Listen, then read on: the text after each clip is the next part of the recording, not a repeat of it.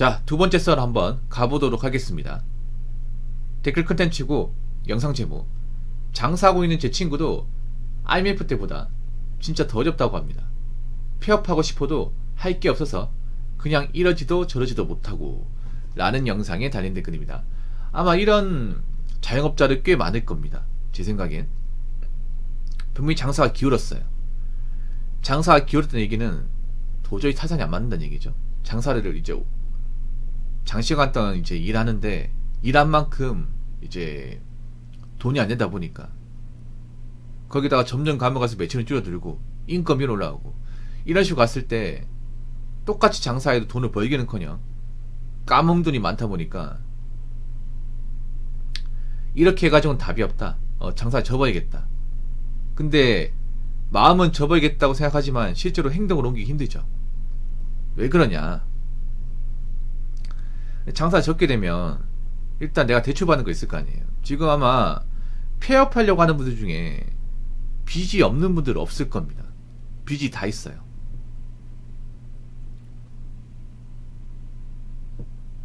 대부분 보면 장사 버티고 버티다가 폐업하는 경우가 많이 있거든요. 그러면 이제 버티면서 추가 대출이나 이제 대출 연장 받았을 거예요. 그럼 빚이 더 늘었겠죠. 이제 버티고 버티다가 이제는 안 되겠다. 이거 한계다. 그래서 접으려고 하잖아요. 근데 접는 것도 쉽지가 않아 이게. 왜냐, 접고 나면 내가 이제 대출받은 상품 중에 일시상환이라는 경우가 발생을 해요. 이게 일시상환.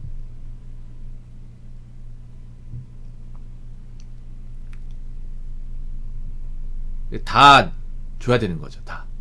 근데 버는 게 없는데 어떻게 대출금을 다 한 번에 줄 수 있습니까? 그렇지 않습니까? 그래서 울며 겨자 먹기로 못 접는 분도 많아요. 아니면 가게를 누구한테 넘길 사람, 예, 가게 인수할 사람 찾는데 요즘 누가 인수하러 오겠습니까? 그렇잖아요, 여러분. 요즘 보면 그런 것도 많아요. 뭐 가게 임대도 많지만 뭐 새로운 뭐 가맹점 찾습니다. 아니면 뭐 가게 인수할 사람 찾습니다. 뭐 인수 문의 이렇게 적어놨는데 누가 인수하겠어요? 장사가 잘 되면 누가 넘길까요? 절대 안 넘깁니다, 여러분. 여러분, 이 자영업이라는 게 몸이 상해도요, 내 장사가 잘 돼. 그러면요, 파스 붙여가면서 하는 게 자영업자입니다. 약을 먹어가면서 링게 꽂아가면서까지 장사하는 게 장사꾼이에요. 어느 장사꾼이든 간에 내 장사가 잘 되는데 점수나 없습니다. 웬만하면 없습니다. 암 걸리거나 정말 뭐 교통사고 당해가지고 온몸이 망치창이거나 그런 경우 아닌 이상은 안 접어요, 여러분. 근데 요즘에 뭐 가게 인수 문의나 아니면 이제 폐업 문의 많죠. 많습니다. 근데 좀 이해가 안 되는 게 뭐냐면 이 와중에도 장사하겠다고 들어온 사람도 있어요. 가게 전문 사람도 있지만. 근데 그게 다 뻔한 겁니다. 장사를 해도 우리가 흔히 알고 있는 메뉴 있죠. 이미 다른 곳에 차린 곳이 있는 그런 메뉴를 똑같이 합니다. 예를 들어 이제 카페, 뭐 편의점, 그리고 이제 치킨, 이미 차린 곳이 있는데 또 들어오는 거예요. 그러면 이러면 차린 사람도 힘들고 이미 하고 있는 사람도 힘들고 다 힘들어요 이게. 왜냐, 어차피 손님은 정해져 있거든요. 손님은 차린 곳이 생긴다고 해서 손님이 늘어나는 게 아니에요. 그렇지 않습니까? 원래 이 자영업이라는 게 먹던 사람 먹습니다. 소수의 뜨내기들. 편의점도 가는 사람이나 가지 안 가는 사람은 안 가요. 근데 여기서 편의점 또 생겨. 그러면 또 짜갈래질 거 아니에요. 뭐 다 같이 골로 가자는 거죠 이게.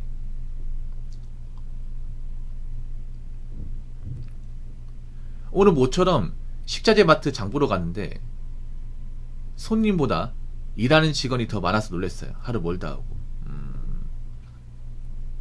그리고 식자재 마트는 그나마 다행입니다. 식자재 마트. 왜냐하면 여러분 식자재 마트 손님 없다고 장사가 안 되는 게 아니에요. 보통 식자재 마트는 배달을 많이 갑니다. 배달을. 어디 안 가니? 그 보면 손님이 없다고 해서 아 여기 심각한 거 아니겠 이렇게 생각하는데 그 정도는 아니에요. 식자재가 보통 이제 고객층이 뭐냐 하면 일반 시민이 아닙니다. 그 누구냐? 자영업자예요. 자영업자. 거래처가 있어요. 거래처가. 보통 식자재는 한 5만원 6만원 이제 배달 준 받아가지고 그걸로 이제 뭐 다마스나 이제 차 몰아가지고 그걸로 이제 매출 올립니다.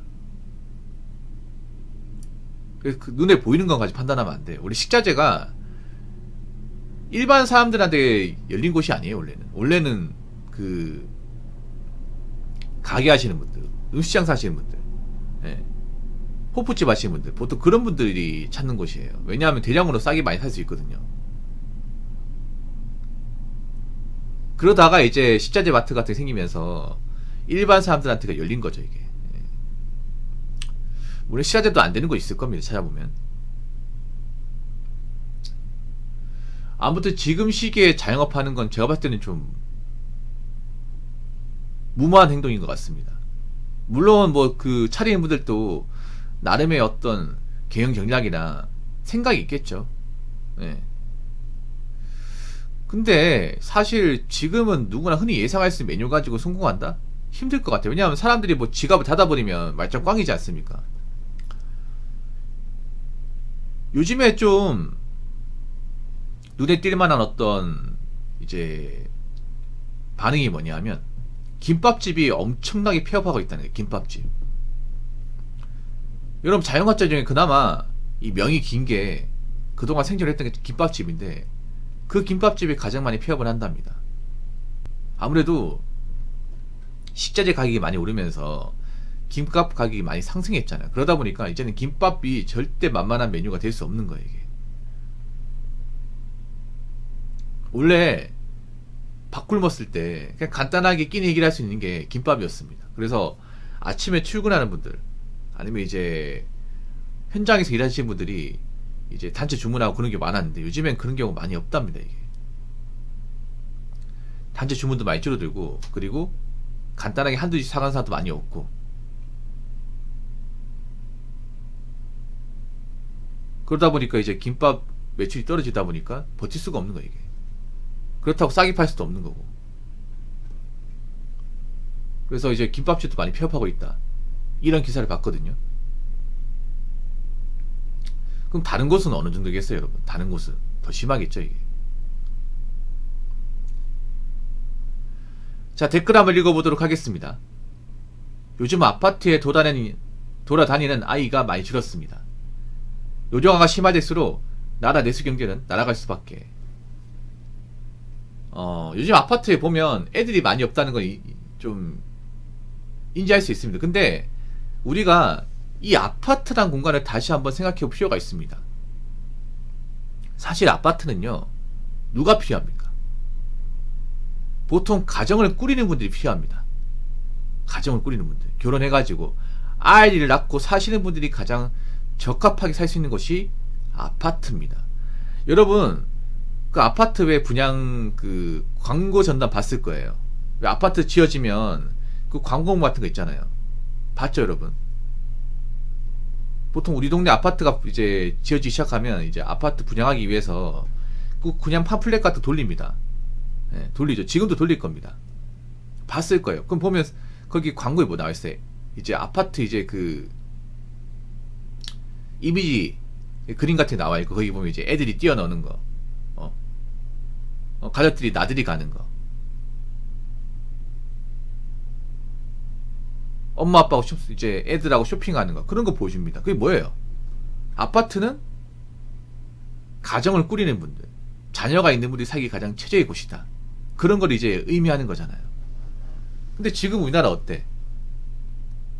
전 세계 최강의 저출산 국가고 거기다가 1인 가구로 많아지고 있습니다. 그렇지 않습니까?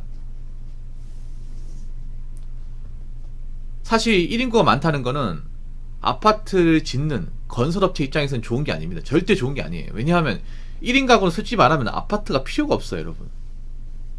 아파트 사야 될 이유가 없습니다. 보통 아파트 주상복합 아파트 지어지면 요즘 어떻게 짓습니까? 정원 짓고, 그리고 이제 나무 심고, 놀이터 만들고, 그리고 요 아파트 이제 안에 보면 노인정도 있고, 어린이집도 있고, 유치원도 있고, 다 있어요, 요즘에는. 요즘 다 그렇게 짓습니다.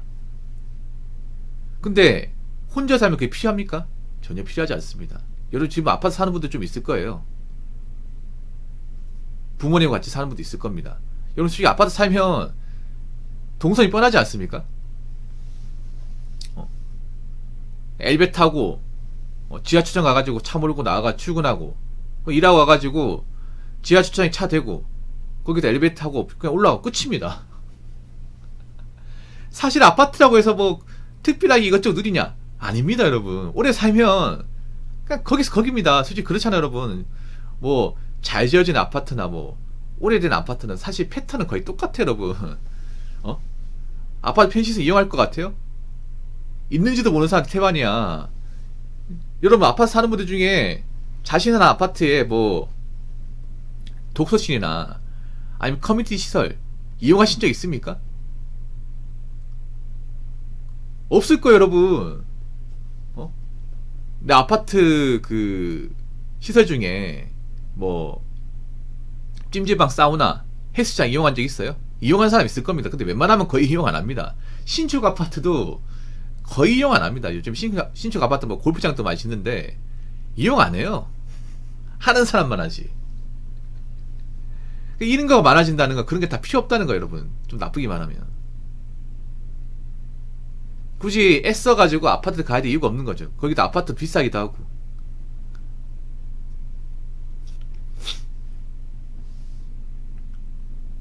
그리고 결혼하는 커플 수 줄고 있고, 그러면 이제 아파트를 굳이 연끌해가지고 가야 될 이유가 없는 겁니다. 그리고 지금 이제 신도시 아파트 가신 분들 중에 고민들 많을 거예요. 신도시 아파트가 비싸잖아. 그렇지 않습니까? 신혼부부가 돈이 많아가지고 그 신도시 아파트 들어간 게 아닙니다.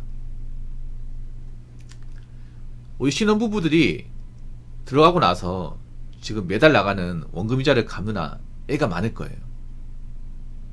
애가 많이 탈 겁니다. 생각보다 갚는 게 쉽지 않거든요, 이게. 거기다 팔리지도 않아, 이게. 그래서 아마 좀 입 꽉 깨물고 정말 존버해야 될 겁니다. 어쩔 수가 없습니다. 지금 돌아가는 사정이 그렇습니다. 그래서 특히 아파트 사시는 분들, 아파트 사시는 분들 중에 대출 많이 받으신 분들은 지금 씀씀이 많이 주의셔야 될 겁니다. 정말 많이 주의셔야 돼요. 아파트 산다고 남들이 알아준 아파트에 내가 거주하고 있다고 폼 잡으면 안 됩니다. 아시겠죠? 자, 이상으로 두 번째 썰 마치도록 하겠습니다.